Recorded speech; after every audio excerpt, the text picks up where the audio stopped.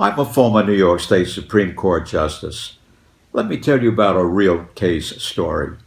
We'll call her Mrs. Smith. Mrs. Smith lived upstate. One morning she wakes up, she has welts and hives all over her body. She calls her local doctor, and the doctor says, report immediately to the emergency room of the local hospital, which she does. In the emergency room, they decide the best thing to do is to put her into a room with an IV. And with the IV, they're going to go ahead and give her some cortisone treatments. Well, she's there for several hours. Nobody ever comes into the room to check her signs. Nobody takes her blood pressure. Nobody sees how she's doing.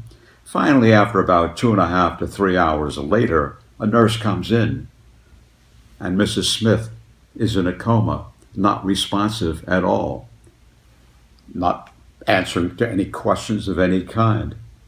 Well, ultimately, she's in a nursing home, and that's where she remained. And the only thing that she could respond to was a question, and she can only answer it with the blinking of her eyes. Yes, one blink. No, two blinks. She was buried alive in her own body. A lawsuit was brought.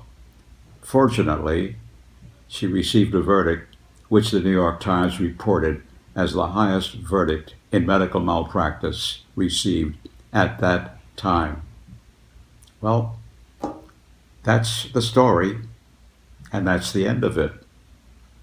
All I can say is stay tuned. And in the meantime,